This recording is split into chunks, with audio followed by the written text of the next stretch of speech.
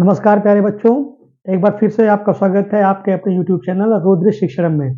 बच्चों, हम लोग ट्रांसफॉर्मेशन में जो हमारा पहला टॉपिक है एक्टिव एंड पैसिव वॉइस पढ़ रहे हैं और आज की इस वीडियो लेक्चर क्लास में हम लोग पढ़ेंगे कि यदि हमारा एक्टिव वॉइस का वाक्य प्रश्नवाचक शब्द जैसे हूँ, वॉट, हुज, विच आदि से शुरू होता है तो उसको हम पैसिव में किस तरीके से बदलते हैं। चलिए शुरू करते हैं। बच्चों, यहाँ पे हमने कुछ वाक्य लिखे हुए हैं जो कि एक्टिव वॉइस में है। हमारा पहला सेंटेंस है हु विल हेल्प यू। अब बच्चों, अगर आप लोगों ने टेंस को अच्छे से पढ़ा होगा तो आपको ये भली भांति पता होगा कि हु जो हमारा होता है एज ए क्वेश्चन वर्ड जब एकदम शुरू में वाक्य किया आता है, अर्थात जब ये क्वेश्चन वर्ड के रूप में यूज किया जाता है तो ये वाक्य का कर्ता भी होता है। ध्यान रखिएगा, ये वाक्य का कर्ता भी होता है। तो चूंकि ये वाक्य का कर्ता भी है तो जब हम इस सेंटेंस को पैसिव में बदलते हैं तो ये हूँ ही जो है हमारा वो ऑब्जेक्ट बन जाता है, लेकिन इसको हम लिखते शुरू में ही हैं। हमें ये बात ध्यान रखनी है, हूँ से शुरू होने वाले जो हमारे वाक्य होते हैं उनको हम बड़ी ही सावधानी से पैसिव वॉइस में कन्वर्ट करते हैं। ज़्यादातर बच्चे इसी में एरर करते हैं। तो चलिए समझते हैं कि हूँ वाले वाक्य को हम एक्टिव से पैसिव में कैसे बदलेंगे। तो बच्चों, यहाँ पे हु विल हेल्प यू हमें दिख रहा है कि जो हमारा सेंटेंस है वो फ्यूचर इंडेफिनिट टेंस का एक सेंटेंस है। यहाँ पे जो हमारा हूँ है वो सब्जेक्ट है, हमारा मेन वर्ब है हेल्प और ऑब्जेक्ट है यू। अब जब हम इस वाक्य को पैसिव वॉइस से बनाएंगे तो हूँ हमारा बनेगा ऑब्जेक्ट और यू जो है बनेगा सब्जेक्ट।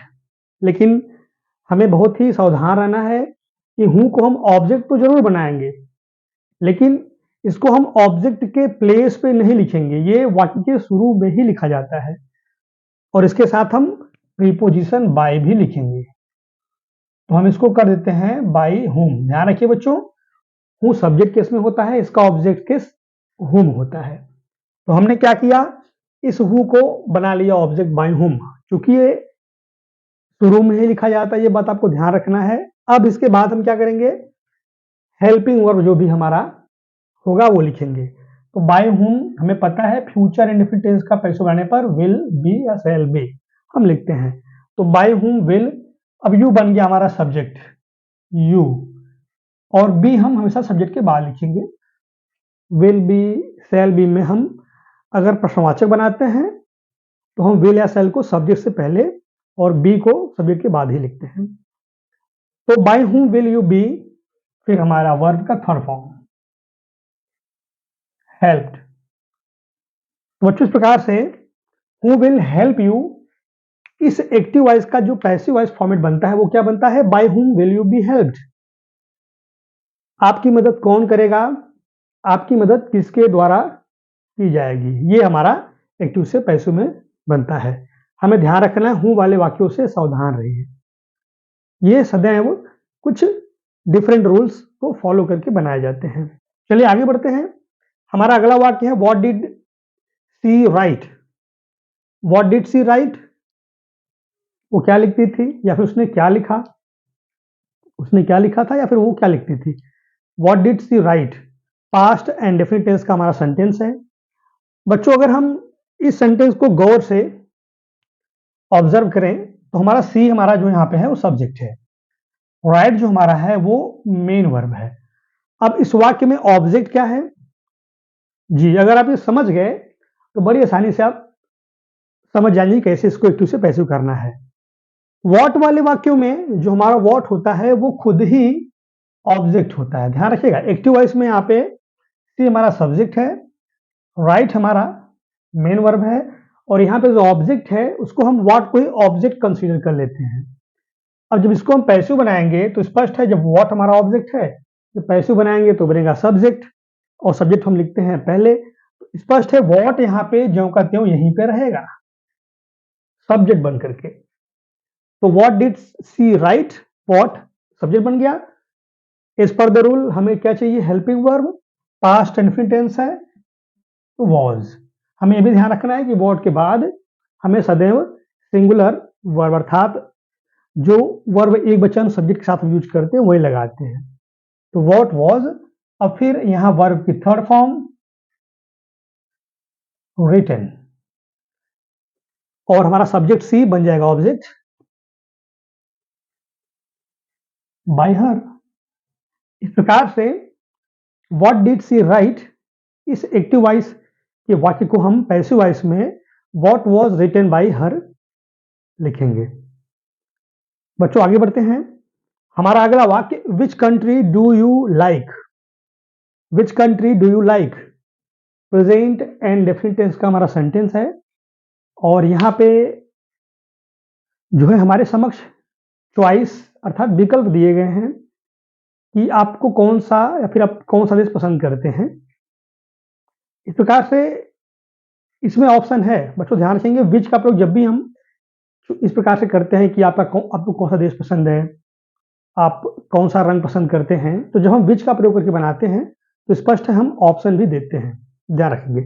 तो यहाँ पे अगर इस वाक्य को हम ऑब्जर्व करें तो we find that you is subject, like is main verb और यहाँ पे अगर मैं ऑब्जेक्ट की बात करूं तो विच कंट्री हमारा यही हमारा ऑब्जेक्ट होगा।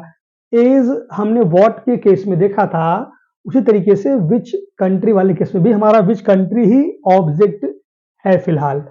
हम जो इसको बनाएंगे पैसिव वॉइस में तो विच कंट्री हमारा सब्जेक्ट बन जाएगा और बिल्कुल ऐसे लिखेंगे इसको हम जहां है वहीं पर। विच country do you like, which country is liked by you. आप कौन सा देश पसंद करते हैं, कौन सा देश आपके द्वारा पसंद किया जाता है। बच्चों बड़ी आसानी से इस प्रकार से विच वाले वाक्यों को एक्टिव वॉइस से पैसिव वॉइस में बदल सकते हैं। चलिए आगे बढ़ते हैं।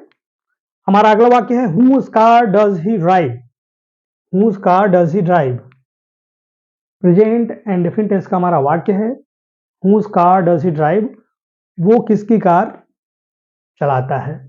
whose car does he drive, वो किसकी कार चलाता है। बच्चों यहाँ पे सब्जेक्ट ही हमारा मेन वर्ब ड्राइव है और यहाँ पर अगर हम देखें ऑब्जेक्ट की बात करें तो यहाँ पे whose कार बिल्कुल पहले के नियमों की तरह what, which, whose इन वाक्यों में क्या होता है ये खुद ही ऑब्जेक्ट होती हैं एक्टिव वॉइस के वाक्यों की और जब इनको हम पैसिव बनाते हैं तो यही हमारे सब्जेक्ट बन जाते हैं। तो इस प्रकार से जब इसको हम पैसिव बनाएंगे तो हमें whose कार को बना लेना है सब्जेक्ट के फॉर्म में और हम जहां है इसको वही लिखेंगे। whose car does he drive, whose car एक वचन है, is ड्राइव का third form drive, drove, driven. whose car is driven by he subject है यहाँ पे हो जाएगा हमारा ऑब्जेक्ट। इस तरीके से whose car does he drive, whose car is driven by him ये बन जाता है। बच्चों लास्ट सेंटेंस जो हमारा है वो है how many books have you read, how many books have you read present perfect tense का सेंटेंस हमारा है यहाँ पे और अगर हम इस वाक्य को ऑब्जर्व करते हैं और एनालाइज करते हैं तो we find that you subject हमारा हो गया, रेड हमारा मेन वर्ब, यहाँ पर भी ऑब्जेक्ट क्या है हाउ मेनी बुक्स, इसी को हम पूरा ऑब्जेक्ट कंसीडर करते हैं। जब हम पैसिव बनाएंगे तो हम यही हाउ मेनी बुक्स को हम सब्जेक्ट की तरह यूज करेंगे। हाउ मेनी बुक्स ये हमारा हो गया सब्जेक्ट। इस पर द रूल क्या आएगा हेल्पिंग वर्ब, यहाँ बहुवचन में है तो how many books have been, verb की third form read, read read लिखते रेड है पढ़ते रेड है। How many books have been read by you हमारा सब्जेक्ट था, अभी बनाएंगे हम ऑब्जेक्ट की तो भी यू ही होता है। इस तरीके से how many books have you read का passive voice how many books have been read by you. आपने कितनी किताबें पढ़ी हैं, कितनी किताबें आपके द्वारा पढ़ी जा चुकी हैं।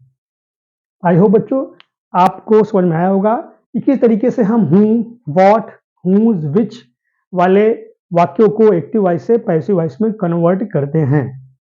बच्चों इस वीडियो को आप शुरू से लेकर के अंत तक जरूर देखें और अपने दोस्तों, यारों, मित्रों तक जरूर पहुंचाएं जिन्हें अभी भी कंफ्यूजन है रिगार्डिंग एक्टिव से पैसिव वॉइस बदलने के जो रूल्स हैं उसमें प्रश्नवाचक वाक्यों को हम कैसे बदलते हैं। धन्यवाद।